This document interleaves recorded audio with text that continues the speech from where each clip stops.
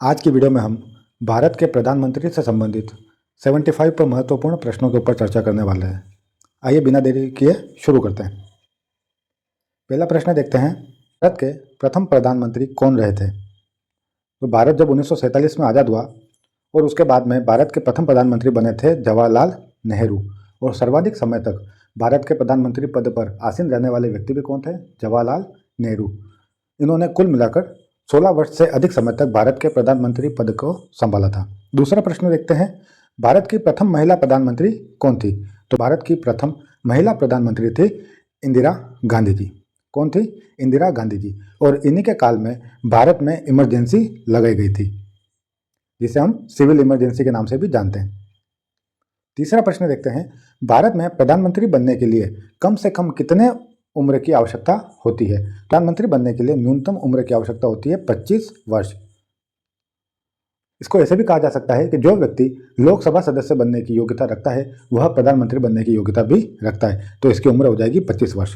Next प्रश्न देखते हैं कि भारत के प्रधानमंत्री क्या होते हैं? नियुक्त होते हैं, निर्वाचित होते हैं, मनोनीत होते हैं या चयनित होते हैं? तो भारत के जो प्रधानमंत्री होते हैं वह राष्ट्रपति के द्वारा नियुक्त किए जाते हैं। भारत के प्रधानमंत्री राष्ट्रपति के द्वारा क्या किए जाते हैं? नियुक्त किए जाते हैं। आज की वीडियो में हम 75 महत्वपूर्ण प्रश्नों को देखने वाले हैं, तो आप एंड तक जरूर देखिएगा। ये प्रश्न बार बार किसी न किसी परीक्षा में आए हुए हैं। नेक्स्ट देखते हैं, भारत में प्रधानमंत्री का पद जो है वह क्या है? क्या वह संविधान के द्वारा गठित है? क्या वह परंपराओं पर आधारित है? क्या वह एक साधारण विधेयक द्वारा गठित है या कोई नहीं? तो हमें ध्यान होना चाहिए, भारत में जो प्रधानमंत्री का पद है वह संविधान के द्वारा गठित है। किसके द्वारा? भारत के संविधान के द्वारा। नेक्स्ट देखते हैं, प्रधानमंत्री की नियुक्ति किसके द्वारा की जाती है? तो प्रधानमंत्री की नियुक्ति की जाती है राष्ट्रपति के द्वारा। किसके द्वारा? राष्ट्रपति के द्वारा। प्रधानमंत्री को उनके पद की गोपनीयता की शपथ किसके द्वारा दिलाई जाती है? तो प्रधानमंत्री को राष्ट्रपति के द्वारा शपथ दिलाने का कार्य किया जाता है। सामान्यतः प्रधानमंत्री किस सदन का सदस्य होता है? क्या वह लोकसभा का सदस्य होता है, क्या वह राज्यसभा का होता है या अन्य किसी विधानसभा का सदस्य होता है? सामान्य रूप से जो प्रधानमंत्री होता है वह लोकसभा से चयनित होता है। भारत में एक प्रधानमंत्री कितनी बार प्रधानमंत्री बन सकता है?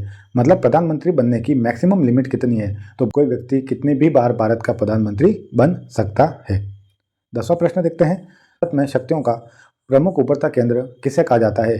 तो जो शक्तियों का महत्वपूर्ण केंद्र होता है वह प्रधानमंत्री के पास होता है। वैसे राष्ट्रपति जो होता है वो भारत का प्रथम व्यक्ति कहलाता है। राष्ट्रपति भारत के संवैधानिक प्रमुख के रूप में कार्य करता है, किंतु वास्तविक जो शक्तियां होती है वह प्रधानमंत्री के पास होती है।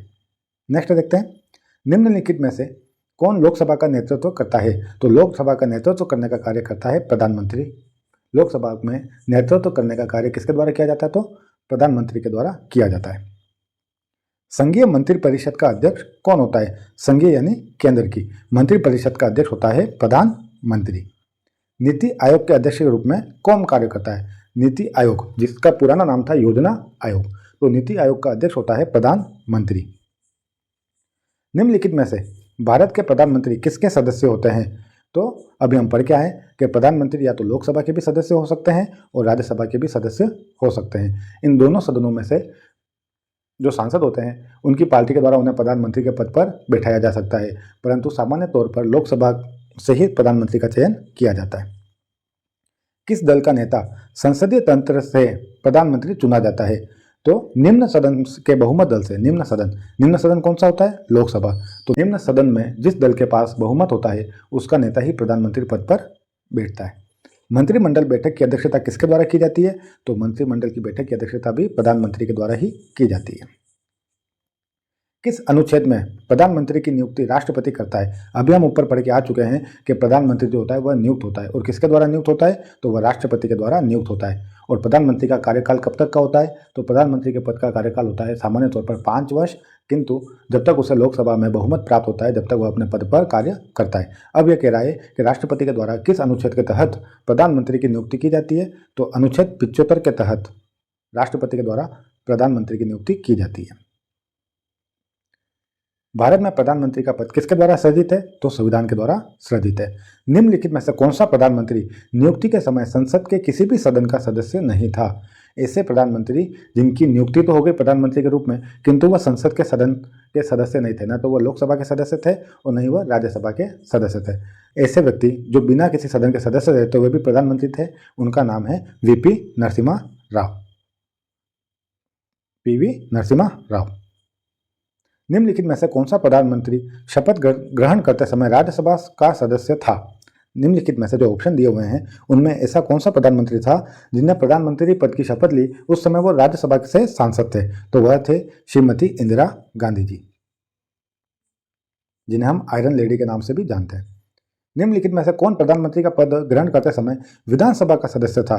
तो वह थे HD देवगौड़ा। कौन थे? HD देवगौड़ा।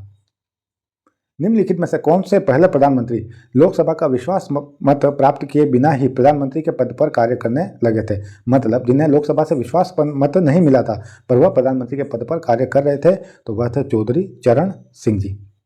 इंदिरा गांधी दूसरी बार प्रधानमंत्री किस वर्ष में बनी थी? तो इंदिरा गांधी का दूसरा कार्यकाल रहा था 1980 से लेकर 1984 तक, और 1984 में उनकी हत्या कर दी गई थी। जवाहरलाल नेहरू के निधन के पश्चात किसने प्रधानमंत्री पद को ग्रहण किया था? तो जब जवाहरलाल नेहरू की मृत्यु हो गई थी पद पर रहते हुए, उसके बाद मोरारजी देसाई ने प्रधानमंत्री पद को ग्रहण किया था। किस प्रधानमंत्री को अविश्वास प्रस्ताव के कारण अपने पद से त्यागपत्र देना पड़ा था? तो ऐसे पहले प्रधानमंत्री जिन्हें अविश्वास प्रस्ताव के कारण अपने पद से त्यागपत्र देना पड़ा था, तो वह थे मोरारजी देसाई। प्रधानमंत्री के पद पर सर्वाधिक समय तक कौन आसीन रहा था? तो हम बात कर चुके हैं जवाहरलाल नेहरू जी, जो 16 वर्ष से अधिक समय तक प्रधानमंत्री पद पर रहे थे। प्रधानमंत्री के पद पर सबसे कम समय तक कौन आसीन रहा? सबसे कम समय तक कौन था? तो प्रधानमंत्री के पद पर सबसे कम समय कार्य करने वाले थे गुलजारीलाल नंदा जी। कौन थे? गुलजारीलाल नंदा जी। प्रथम गैर कांग्रेसी प्रधानमंत्री कौन बने थे? तो प्रथम गैर कांग्रेसी प्रधानमंत्री बने थे मोरारजी देसाई। और ये किस दल से थे? तो यह जनता दल से थे। कौन सा व्यक्ति सबसे कम उम्र में भारत का प्रधानमंत्री बना था? तो सबसे कम उम्र में भारत के प्रधानमंत्री पद पर धारित करने वाले व्यक्ति थे राजीव गांधी जी। इंदिरा गांधी जी की मृत्यु के पश्चात राजीव गांधी जी प्रधानमंत्री पद पर आसीन हुए थे। अधिक उम्र में प्रधानमंत्री पद को धारित किसने किया था? तो वह किया था मोरारजी देसाई ने, जिन्होंने 81 वर्ष की उम्र में भारत के प्रधानमंत्री बने थे। कौन से प्रथम व्यक्ति भारत के प्रधानमंत्री पद से त्यागपत्र दिए थे? ऐसे प्रथम व्यक्ति कौन थे जिन्होंने भारत के प्रधानमंत्री पद से त्यागपत्र दिया था? तो वह थे मोरारजी देसाई। किस प्रधानमंत्री के विरुद्ध लोकसभा में अविश्वास प्रस्ताव लाया गया था? इंपोर्टेंट प्रश्न है, ध्यान रखिएगा कि ऐसे प्रथम प्रधानमंत्री कौन थे जिनके खिलाफ लोकसभा में अविश्वास प्रस्ताव पत्र लाया गया था? तो वह थे जवाहरलाल नेहरू जी। प्रधानमंत्री पद पर रहते हुए अब तक कितने लोगों की मृत्यु हुई है? ऐसे 3 प्रधानमंत्री हुए थे जिनकी पद पर रहते हुए ही मृत्यु हुई है, और वो कौन कौन थे? तो सबसे पहले थे आपके जवाहरलाल नेहरू जी, दूसरा थे आपके शास्त्री जी, और तीसरे थे आपके इंदिरा गांधी जी। इनकी प्रधानमंत्री पद पर रहते हुए मृत्यु हुई थी। भारतीय संविधान के अनुसार तथ्यात्मक संप्रभुता किसमें निवास करती है? तो भारतीय संविधान के अनुसार तथ्यात्मक संप्रभुता प्रधानमंत्री में निवास करती है। संसदीय शासन प्रणाली में वास्तविक कार्यपालिका शक्ति किसके पास होती है? तो वास्तविक शक्ति होती है प्रधानमंत्री के पास, जबकि संवैधानिक शक्ति किसके पास होती है? तो राष्ट्रपति के पास। लोकसभा में विश्वास मत प्राप्त करने में असफल रहने के कारण त्याग पत्र देने वाले प्रधानमंत्री कौन थे? मतलब लोकसभा में अविश्वास प्रस्ताव पत्र लाया गया, किंतु वह विश्वास मत लाने में असफल रहे थे, जिसके कारण उन्हें त्याग पत्र देना पड़ा था। तो ऐसे थे VP सिंह और HD देवगौड़ा। और हम बात कर रहे हैं इन ऑप्शन के अंदर से। भारत के दूसरे प्रधानमंत्री कौन बने थे? तो भारत के दूसरे प्रधानमंत्री बने थे लाल बहादुर शास्त्री जी। भारत के प्रधानमंत्री पद के लिए उम्मीदवार की आयु कम से कम कितनी होनी चाहिए? तो 25 वर्ष होनी चाहिए। भारत के प्रधानमंत्री क्या होता है? तो वो लोकसभा में बहुमत दल का नेता भारत का प्रधानमंत्री होता है। प्रधानमंत्री दल को लोकसभा में बहुमत प्राप्त होता है, उस दल का जो नेता होता है वह प्रधानमंत्री पद पर आसीन होता है। संसदीय प्रणाली में कार्यपालिका शक्ति किसके पास होती है? तो वह प्रधानमंत्री के पास होती है। संसदीय शासन प्रणाली सर्वप्रथम किस देश में विकसित हुई थी? तो वह संसदीय शासन प्रणाली ब्रिटेन में सबसे पहले विकसित हुई थी, और भारत में भी वहीं से ली गई है। भारतीय संविधान के अनुसार तथ्यात्मक संप्रभुता कहाँ निवास करती है? तो प्रधानमंत्री में निवास करती है। ऊपर पढ़ के आ चुके हैं। योजना आयोग, जिसका वर्तमान नाम है नीति आयोग, NITI, नीति आयोग का अध्यक्ष कौन होता है? तो वह प्रधानमंत्री होता है। भारतीय संविधान के अनुच्छेद 74 और 75 किन विषयों पर विचार करते हैं? तो वह मंत्रिपरिषद और प्रधानमंत्री के बारे में चर्चा करते हैं। भारत का प्रधानमंत्री कब तक अपने पद पर रहता है? तो जब तक उसे लोकसभा में विश्वास मत प्राप्त होता है जब तक वह भारत का प्रधानमंत्री रह सकता है, इसकी कोई लिमिट नहीं है।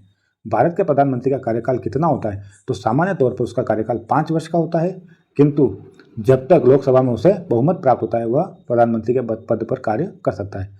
भारत का प्रधानमंत्री किस प्रक्रिया से बनाया जाता है? तो राष्ट्रपति की नियुक्ति के द्वारा किसी व्यक्ति को प्रधानमंत्री पद पर बैठाया जाता है। राष्ट्रीय एकता परिषद का अध्यक्ष कौन होता है? तो राष्ट्रीय एकता परिषद का अध्यक्ष होता है प्रधानमंत्री। भारत के प्रथम उप प्रधानमंत्री कौन थे? वैसे भारत के संविधान के अंदर कहीं पर भी उप प्रधानमंत्री शब्द का उल्लेख नहीं है, किंतु अपने राजनीतिक लाभों के लिए और बहुमत प्राप्त रखने के लिए प्रधानमंत्री के साथ में उप प्रधानमंत्री पद का सृजन भी किया गया है। और भारत के प्रथम उप प्रधानमंत्री थे लौह पुरुष सरदार वल्लभ भाई पटेल जी। वह प्रथम प्रधानमंत्री कौन थे जिन्होंने संसद में उपस्थित हुए बिना ही त्याग पत्र दे दिया था? तो अच्छे से आप याद कर सकते हैं कि ऐसे प्रधानमंत्री जो संसद में उपस्थित ही नहीं हुए थे, जिन्होंने अपने चरण संसद में रखे नहीं थे और त्याग पत्र दिया था, तो उनका नाम है चौधरी चरण सिंह, जिन्होंने संसद में चरण रखे बिना ही त्याग पत्र दे दिया था। सामूहिक रूप से मंत्रिपरिषद किसके प्रति उत्तरदायी होती है? तो सामूहिक रूप से मंत्रिपरिषद लोकसभा के प्रति उत्तरदायी होती है। मोस्ट इंपोर्टेंट क्वेश्चन है, इजी है, किंतु यह बार बार पूछा जाता है कि सामूहिक रूप से मंत्रिपरिषद लोकसभा के प्रति उत्तरदायी होती है। मंत्रिपरिषद व्यक्तिगत रूप से किसके प्रति उत्तरदायी होती है? तो वह उत्तरदायी होती है राष्ट्रपति के प्रति। मंत्रिमंडल का गठन कौन करता है? तो मंत्रिमंडल का गठन किया जाता है केंद्रीय मंत्रीगण के द्वारा, जो सेंट्रल मिनिस्टर होते हैं उनके द्वारा ही मंत्रिमंडल का गठन किया जाता है। स्वतंत्र भारत के प्रथम गृह मंत्री कौन थे? तो वह थे सरदार वल्लभ भाई पटेल, और यह पहले ऐसे व्यक्ति भी थे जो उप प्रधानमंत्री भी रहे थे। ऐसे प्रथम प्रधानमंत्री जिनके विरुद्ध लोकसभा में अविश्वास प्रस्ताव लाया गया था, तो वह कौन थे? जवाहरलाल नेहरू।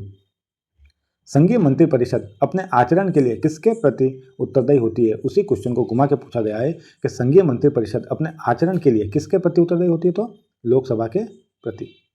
संघीय मंत्रिपरिषद से पद त्याग करने वाला पहला मंत्री कौन था? श्यामा प्रसाद मुखर्जी जी। कौन थे? श्यामा प्रसाद मुखर्जी।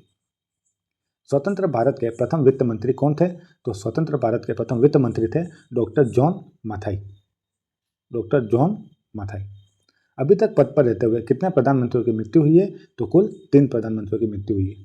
कौन कौन थे? तो अभी हम ऊपर पढ़ के आ चुके हैं, नेहरू जी, शास्त्री जी और इंदिरा गांधी जी।